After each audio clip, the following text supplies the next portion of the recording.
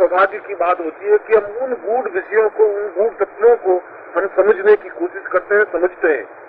इस प्रकार के सब्जेक्ट, इस प्रकार के विषय आपको पुस्तकों में प्राप्त नहीं हो पाएंगे। जब मैं ये कह रहा हूँ कि पुस्तकों में, ये ग्रंथों में उल्लिखित नहीं है, तो मैं ठीक कह रहा हूँ कि ग्रंथों में ये पुस्तकें आपको नहीं मिल पाएंगी। ग्रंथ आपको उसकी ध्वनि नहीं समझा सकते, मंत्र बता सकते हैं। इस पैम्पलेट में आपको मंत्र लिखा हुआ है कि ओम ये ह्रीम कमला खंड है, ये सब लिखा हुआ है।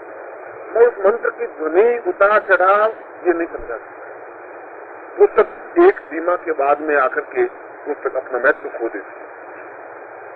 इसीलिए हमारे भारतीय परंपरा में ऋषि कुल परंपरा को विकसित किया गया। गुरु मुख से जो ज्ञान प्राप्त हो सके वही ज्ञान प्रामाणिक है, अन्यथा गुरु मंत्र लेने की जरूरत ही नहीं थी, दीक्षा लेने की जरूरत ही नहीं। दीक्षा में गुरु अपने मुंह से उस मंत्र को देता है, उस ध्वनि के साथ ही नहीं, अपनी तपस्या के उस अंश के साथ। वह तपस्या का अंश जब शरीर में प्रवाहित होता है तब उसका जीवन अपने आप में दिव्य बन जाता है। इस चीज को, और ये चीज ज्ञान किसी प्रकार से पैमाने से नापी नहीं जा सकती। यदि कोई 5वीं क्लास व्यक्ति है और कोई MA पास व्यक्ति है, उन दोनों में कोई वेट में फर्क नहीं पड़ सकता। ये 8 क्लास ज्यादा पढ़ा हुआ इसलिए वेट ज्यादा बढ़ गया, ऐसा नहीं होता। ज्ञान में वजन नहीं हो सकता, ज्ञान में तो गहराई आती है।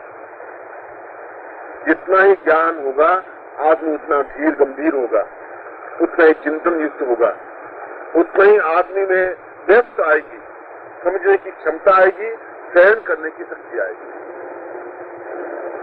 और कल मैं आपको प्राण प्रतिष्ठा प्रयोग समझाया और आज प्रातः आपने उसको किया होगा। आपने देखा होगा कि वैज्ञानिक ये कह रहे हैं कि व्यक्ति 60 साल की अवस्था में, 80 साल की अवस्था में इसलिए नहीं मरता कि उसका शरीर क्षरण हो जाता है, इसलिए मर रहा है कि उसको सांस लेना नहीं आता। ये वैज्ञानिक कह रहे हैं। डॉक्टर ये कह रहे हैं, डॉक्टर स्लेव हैं वर्ल्ड के माने हुए, श्वास रोग के या श्वास से संबंधित वर्ल्ड फेम। उन्होंने एक निबंध लिखा है, अभी अभी प्रकाशित हुआ है, करीब 2-3 महीने पहले,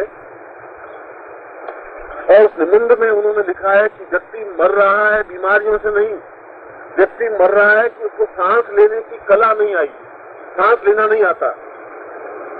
ये अजीब बात है कि हम रात दिन सांस लेते हैं, 24 घंटे सांस लेते हैं। वो डॉक्टर स्लेव कह रहे हैं कि इनको सांस लेना नहीं आता इसलिए मर रहे हैं। और हकीकत में सांस लेने की क्रिया जब जेमिनी फिल्म वाले नहीं, जेमिनी ऋषि महर्षि ने कहा कि श्वास कंठस्थल, कंठ से लगा करके नाभि स्थल तक जो क्रिया ली जाए उसको श्वास कहते हैं। श्वास लेने की क्रिया समझाइए, हमारे शास्त्रों ने भी समझाइए कि श्वास को कंठ से नाभि तक लिया जाए और कंठ से नाभि तक लेने में वो सारा हृदय प्रदेश अपने आप में पूर्ण प्राण वायु से भरा हुआ रहेगा। हम जो सांस ले रहे हैं वह सांस केवल गले तक ले सकते हैं। इसके आगे हम जो नाक से सांस लेते हैं यहाँ तक लेते हैं, यहाँ से वापस निकाल देते हैं। बहुत उछली सांस लेते हैं, बहुत हल्की सांस लेते हैं। इसका प्रमाण ये है कि आप किसी छोटे से बच्चे को, जो 4 महीने का बच्चा है, 6 महीने का बच्चा है, वो लेटा हुआ सांस ले रहा है, आप देखिए जब वो सांस लेता है तो पूरी उसकी नाभि पूरी धड़कती है। सांस लेता है उसके साथ साथ नाभि पूरी धड़कती है उसकी, ऊंची नीचे नाभि होती रहती है, कंप्लीट सर्किल रहती है। और व्यक्ति जब सांस लेता है तो किसी प्रकार के नाभि पर स्पंदन नहीं होता। इसका मतलब ये हुआ कि वह श्वास नाभि तक पहुंचता नहीं है और व्यक्ति उस बालक की नाभि तक श्वास पहुंचता है, इसलिए वो वृद्धि को प्राप्त होता रहता है, ज्यादा पुष्ट होता है, ज्यादा स्वस्थ होता है, ज्यादा निर्भर बनता है, वह श्वास सही लेता है। प्रभु ने श्वास लेने की क्रिया प्रारंभ में सही समझाई है। 2 दिन का बच्चा बिल्कुल पूरी प्रामाणिक सांस लेगा, 4 महीने का बच्चा भी प्रामाणिक सांस लेगा। ज्यों ज्यों उसको समझ आती जाएगी त्यों त्यों सांस लेने की कला भूलता जाएगा।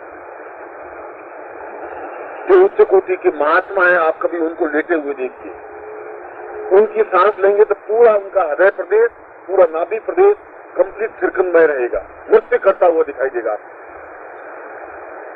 और कभी आप अपने आप को नींद में लेटे हुए सोते हुए देखिए, यहाँ से घर घर की आवाज तो आ सकती है आपके, ज्यादा जोश आए तो आगे कुछ नहीं है। और इसलिए सही कह रहे हैं कि हम सांस लेने की कला भूल गए हैं, इसलिए मर गए। सांस लेने का अर्थ है इतनी गहराई के साथ सांस लीजिए कि वह सांस कंठ प्रदेश से नाभि को टच करे, स्पर्श करे, और वापिस सांस निकले भी बाहर, जब ऊर्ध्व वायु भी निकले, या जिसको आप ऑक्सीजन हाइड्रोजन कहते हैं, कार्बन डाइऑक्साइड, वो कार्बन डाइऑक्साइड भी अंदर से निकले तो नाभि के अंदर का सारा मल भाग होता हुआ बाहर, इसको पूर्ण सांस कहते हैं। उस पूर्ण सांस की छोटी सी झलक आपने आज सुबह देखी होगी, इसको सांस लेने की क्रिया कहते हैं। मैंने आपको कुछ समझाया नहीं है, कुछ अद्भुत चीज नहीं समझाई है, केवल सांस लेने का तरीका समझाया है। उस लाभ को वापस जवाब दिया है कि हमारे शिष्य को सांस लेने की क्रिया आ सकती है, आ रही है। और आप इसको 2 दिन या 3 दिन या 5 दिन घर जाकर प्रैक्टिस करें, और केवल 2 बात माइंड में रखें कि ये सांस लेने के बाद आपका दिन कितना आनंददायक बीतता है, आप उसको अनुभव कर सकते हैं। फिर तरोताजगी महसूस होगी, पूरी स्फूर्ति शरीर में रहेगी, ऐसा लगेगा कि पूरे शरीर में कहीं न कहीं कुछ ऊर्जा चेता, कुछ ऐसा लावा की तरह पूरे शरीर में बह रहा है, ऐसा महसूस होगा। एक जिंदगी कुछ मस्ती सी महसूस होगी। अन्यथा तो अब आपका जीवन बस, या मेरा जीवन इस प्रकार का, मैं आपका जब नाम ले रहा हूँ तो आपके साथ मेरा शामिल जुड़ा हुआ है, ये काम करना है कि मतलब कर लिया, और हमारा क्या है, तो गए चुपते हो गए। हमें मृत्यु का थिंकिंग बढ़ गया है, जीवन का थिंकिंग नहीं रहा। आज व्यक्ति को पूछे, अगर 50 साल के व्यक्ति को पूछे भैया ये तुम्हें अब उर्दू सीखनी है, उसने कहा आप ही पंडित जी अब उर्दू, अब हमारे तो लकड़े मसान गए, अब क्या सीख रहे हैं। और अगर यूपी में साइड पूछेंगे तो हम तो बस नदी के पेड़ है, अब किस समय ढह जाए कुछ पता नहीं पंडित जी, बस हो गया। अब बाकी बच्चों को सीखने, क्योंकि उनका सारा थिंकिंग अब उस नदी के पेड़ की तरह है। बस अब कभी बाढ़ बुरी से आएगी तो बह जाएंगे, बस हम चले गए। उत्साह नहीं रहा है, जीवन के प्रति उमंग नहीं रही है, और इसलिए नहीं रही है कि उनके अंदर का प्रदेश थिरकन युक्त नहीं है, अंदर सांस लेने की क्रिया भी नहीं। और सांस लेने की जिनको क्रिया आती है, 80 साल के व्यक्ति भी वृद्ध नहीं होते, 100 साल के व्यक्ति भी वृद्ध नहीं होते, उनमें उतनी ताजगी, उतनी मस्ती बनी रहती। यह जो सुबह आपने जो सांस लेने की क्रिया की, यह एक प्रारंभिक क्रिया है, यह एक आवश्यक क्रिया है, मगर कल मैंने आपको इस क्रिया को देखा है, और उस क्रिया के आधार पर मैंने आपको बिल्कुल सही बताया था कि आप जो कुछ भस्त्रिका कर रहे हैं वो अधूरी और अप्रामाणिक है, स्पष्ट नहीं है। बहुत तेजी से मैंने लेने की बात कही थी, और तेजी से आप इसलिए लेते नहीं है क्योंकि आप संकोची व्यक्ति हैं, अपने आप से संकोच करते हैं, आस पड़ोस से संकोच करते हैं। सांस लेने में संकोच करने की जरूरत नहीं है, उसमें सभ्यता प्रदर्शित करने की जरूरत नहीं है। घर पर आप इसको नित्य अभ्यास में रखिए, क्योंकि यह प्राण चेतना है।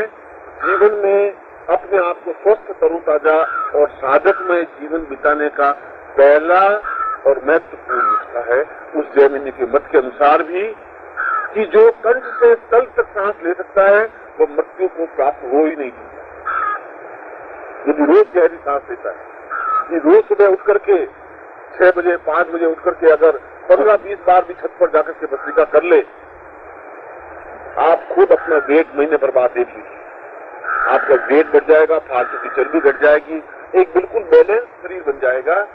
और सबसे बड़ी बात, यदि शरीर में कहीं कुछ विकार है, चर्बी है, पेट बढ़ा हुआ है या शरीर में स्थूलता बढ़ गई है, स्वतः कम होने लग जाएगी, क्योंकि ऑक्सीजन चर्बी को तोड़ता है। मगर होनी चाहिए ऑक्सीजन, और जानी चाहिए ना भी तक, दो बातें इसमें जरूरी। इसलिए प्रातः काल स्वच्छ वायु होगी और आपको और देखेंगे नहीं, अपनी सो रही होगी, बच्चे बेचारे लेटे रहे होंगे, उसमें आप कुछ भी करेंगे तो कोई आपको तकलीफ नहीं होगी। इसलिए सुबह आप 6 बजे मैं अब महत्वपूर्ण विषय पर आ रहा हूँ। आपको सांस लेने की क्रिया समझाई है, आप इसको करें जरूर। ये केवल यहाँ साधना में जीवन में करके छोड़ने की बात नहीं है, क्योंकि आपको खुद को उस मंत्र को और मंत्र के स्वरूप को और जीवन की चेतना को समझ में आ जाए।